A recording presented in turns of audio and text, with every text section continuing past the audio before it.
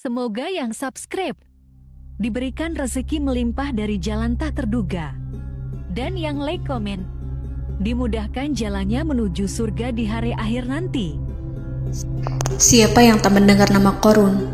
Dia adalah seorang sosok kaya raya di zaman Nabi Musa yang namanya melegenda hingga sekarang. Kisahnya diabadikan dalam Al-Quran, bahkan menjadi peribahasa atau ungkapan di masyarakat guna menggambarkan seseorang yang mirip dengan tabiatnya atau menisbatkan harta yang ditemukan terpendam dalam tanah sebagai harta Qorun. Qorun adalah miliarder kaya raya yang hidup sejaman dengan Nabi Musa. Saking kaya rayanya, Qorun setiap kali keluar dari rumahnya, ia didampingi dengan 300 pelayan laki-laki dan 300 pelayan perempuan. Qorun juga dikawal oleh 4.000 pengawal yang diiringi 4.000 binatang ternak ditambah 60 ekor unta yang khusus membawa kunci-kunci gudang penyimpanan harta kekayaannya itu. Itu dilakukan semata-mata sebagai bentuk kesombongan bahwa dialah manusia paling kaya, paling terhormat, dan memiliki pengikut setia. Ia merasa lebih mulia dibandingkan Nabi Musa alaihissalam. Orang-orang tentu saja akan penasaran seberapa banyak harta kekayaan Qorun jika pengawal dan pembawa kunci gudang kekayaannya sebanyak itu. Lalu berapa banyakkah harta yang dimiliki Qorun yang disimpan di dalam gudangnya tersebut?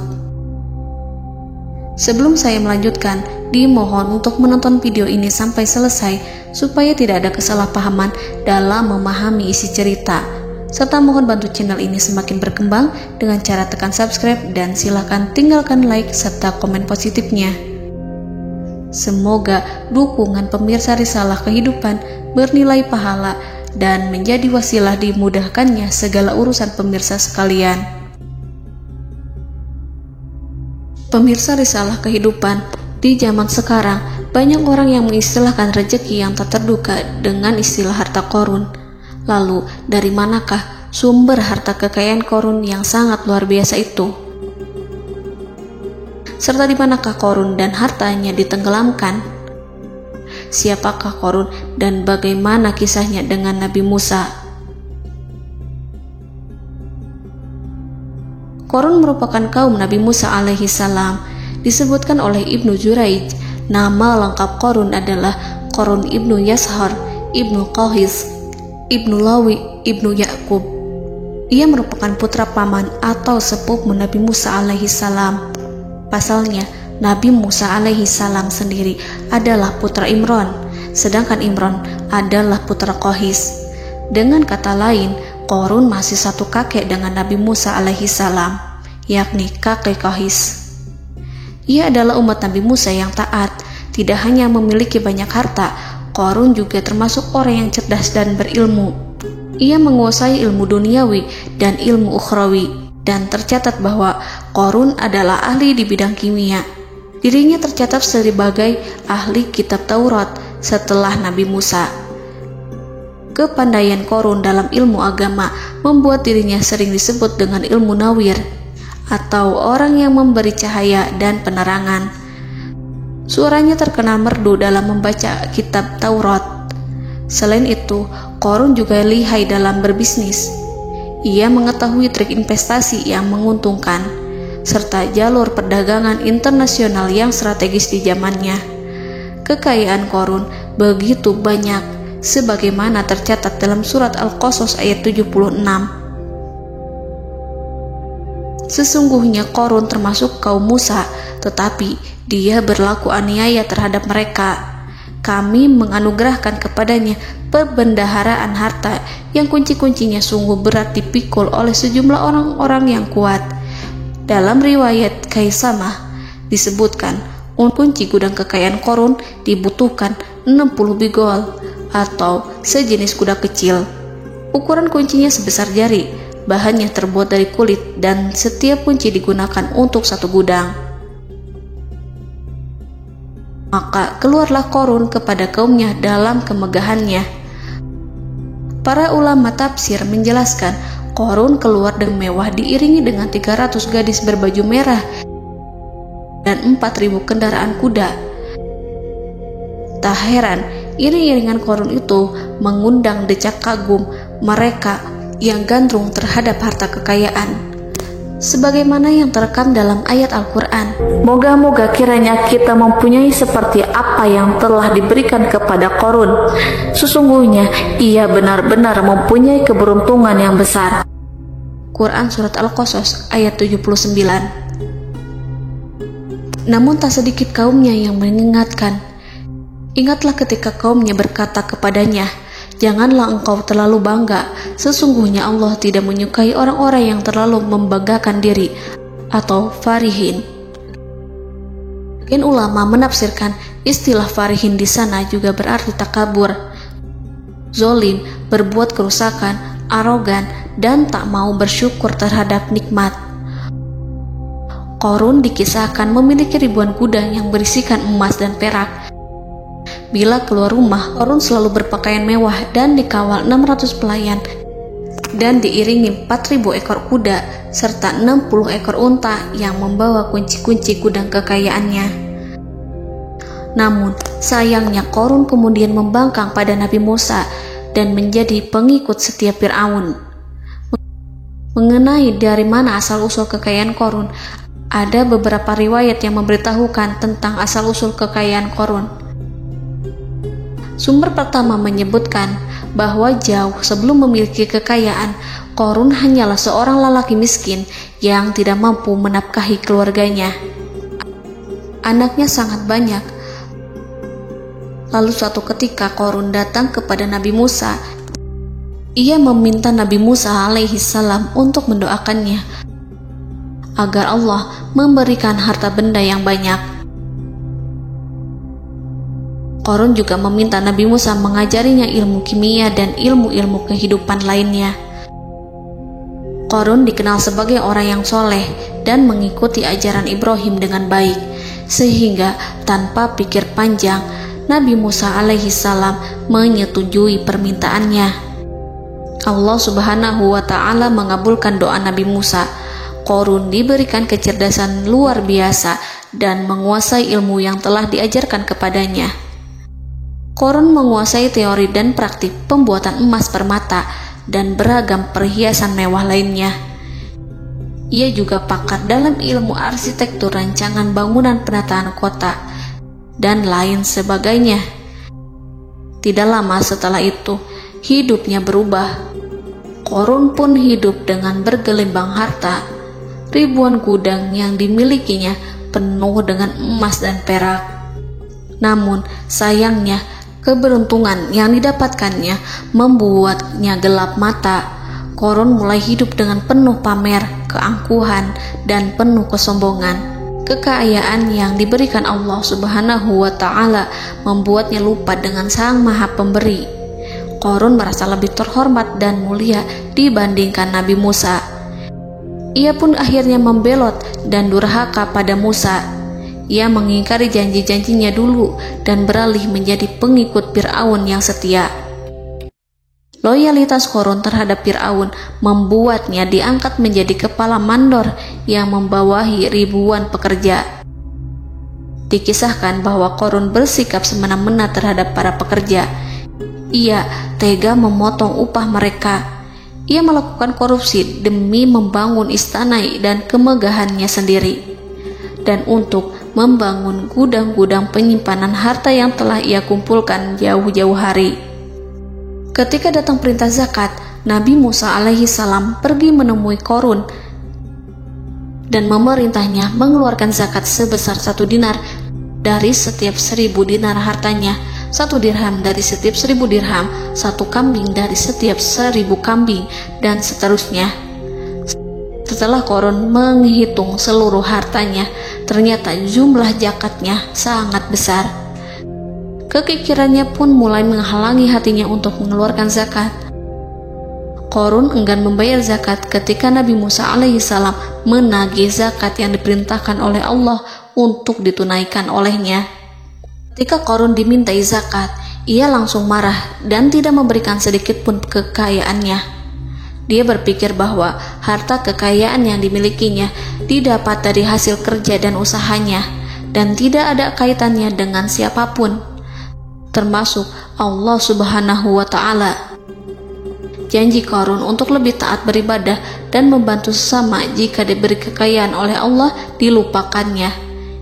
Dia mempergunakan kekayaannya tersebut dalam kesesatan, kezoliman, dan permusuhan, sehingga membuatnya menjadi sombong dan terlena. Orang-orang beriman pada masa itu sering menasihati Qarun untuk bersyukur atas nikmat yang telah Allah berikan. Tetapi dia tidak mengindahkan nasihat tersebut. Dari sikapnya tersebut sudah jelas bahwa Qarun tidak membutuhkan nasihat kebenaran, bahkan merasa tidak takut dengan ancaman Allah. Sebab Qarun merasa sudah memiliki segalanya. Qarun merasa dirinya hebat dan pintar serta punya banyak pengikut setia, punya banyak pengawal dan merasa aman karena dekat dengan Raja Fir'aun. Qarun berkata, "Sesungguhnya aku mendapatkan harta ini karena ilmu yang ada padaku." Qarun sangat sombong. Ia merasa hartanya didapatkannya sendiri tanpa campur tangan dan kehendak Zat yang Maha Kaya, yakni Allah Subhanahu wa Ta'ala. Apakah Qarun lupa ataukah ia tidak tahu bahwa Allah telah membinasakan orang-orang sombong sebelumnya, yang bahkan lebih kuat darinya, yang lebih kaya darinya, yang lebih banyak pengawalannya, lebih kokoh dan tak terkalahkan dibanding dirinya? Karena terdorong sifat kikir dan angkuh, maka Qarun membuat rencana untuk melakukan tipu daya agar dia terlepas dari kewajiban membayar zakat. Dia ingin menjatuhkan nama baik dan citra baik Nabi Musa.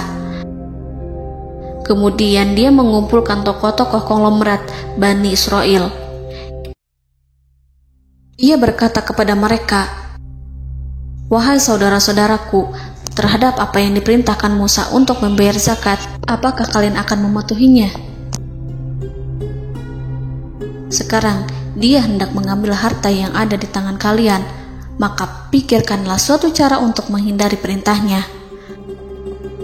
Para pembesar-pembesar yang dipanggil kemudian menjawab, "Wahai paduka Qarun, engkau lebih besar daripada kami. Kami akan melakukan apapun yang kau inginkan." Qarun berkata, "Datangkanlah kepadaku wanita cantik. Aku akan memberinya hadiah besar jika ia berhasil menggoda dan memfitnah Musa." Ketika wanita cantik yang diinginkannya datang, Qarun memberikan kepadanya uang muka sebagai jaminan. Ia akan membayarkan seluruh yang dijanjikannya ketika berhasil menjalankan misinya. Bukan hanya itu, Qarun pun berjanji akan menjadikan wanita ini sebagai istrinya. Keesokan harinya, Qarun mengumpulkan Bani Israel. Setelah itu, Qarun menghadap kepada Nabi Musa seraya berkata, "Orang-orang menanti kedatangan Anda, sampaikanlah saran dan nasihat kepada mereka." Nabi Musa kemudian keluar dari rumahnya. Ia mulai menyampaikan nasihat pada umatnya.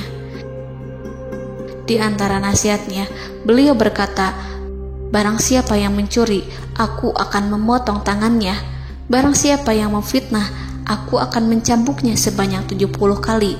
Barang siapa yang tidak mempunyai istri dan dia berbuat zina, maka aku akan mencambuknya sebanyak 70 kali. Adapun barang siapa yang memiliki istri dan ia berbuat zina, aku akan rajam dia sampai mati." Qarun kemudian berkata, "Apakah ini juga berlaku untuk Anda jika Anda sendiri yang berbuat zina? Apakah Anda akan menerima hukumannya?" Kemudian Nabi Musa menjawab, "Ya, meskipun saya sendiri yang melakukannya." Maka kemudian Qarun memanggil wanita yang telah dibayarnya. Wanita itu berdiri di depan Nabi Musa dan Bani Israel yang telah berkumpul, mengaku sedang hamil karena berhubungan badan dengan Nabi Musa. Maka marahlah Nabi Musa atas fitnah kejam yang diarahkan kepadanya. Kemudian Nabi Musa melakukan sholat 2 rakaat, lalu mendatangi wanita itu dan menyumpahnya agar mengatakan siapa yang menyuruhnya. Wanita itu menjadi ketakutan. Ia bergemetar di depan Nabi Musa dan mengaku bahwa yang menyuruhnya adalah Qarun. Lalu wanita itu bertaubat dan meminta maaf kepada Nabi Musa. Seketika Nabi Musa bersujud seraya berdoa kepada Allah agar menimpakan azab kepada Qarun. Allah memberi wahyu kepada Musa bahwa bumi telah dijadikan tunduk kepada perintah Nabi Musa.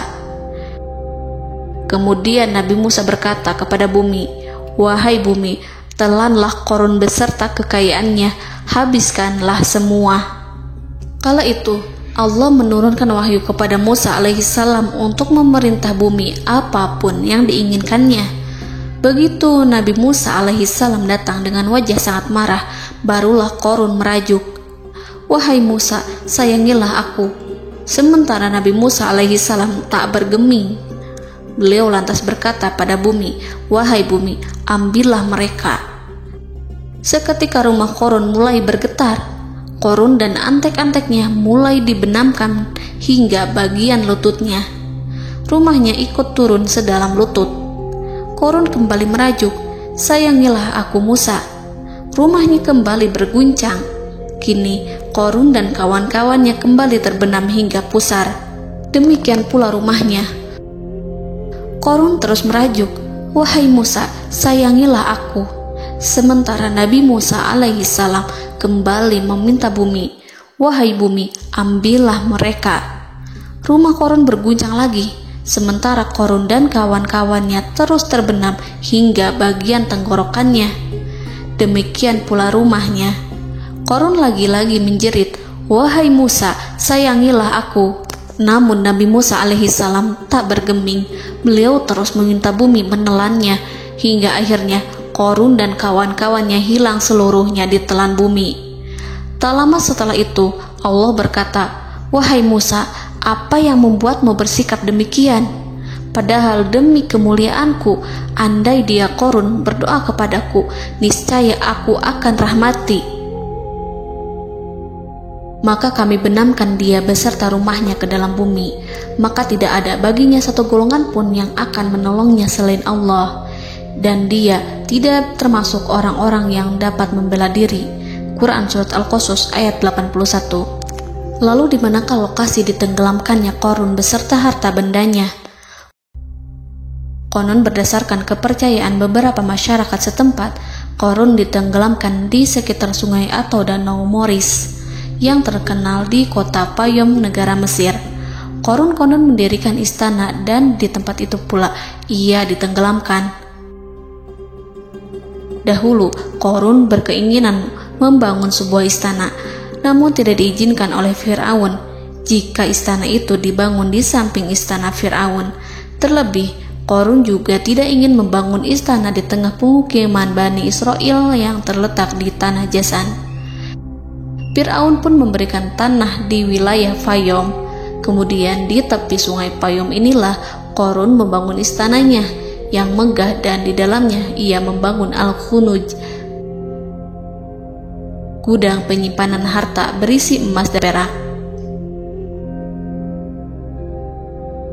Salah satu bukti arkeologis yang dapat dijumpai di lokasi tersebut adalah runtuhan bangunan yang diduga sebagai tempat tinggal Qarun yang berjarak sekitar 2 km dari Danau Qarun.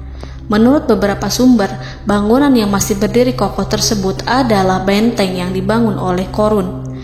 Namun ada juga yang mengatakan bahwa bangunan tersebut adalah tempat tinggalnya. Wallahu a'lam. Semoga kita semua dijadikan orang yang Allah mampukan menjadi orang kaya namun tidak seperti Qarun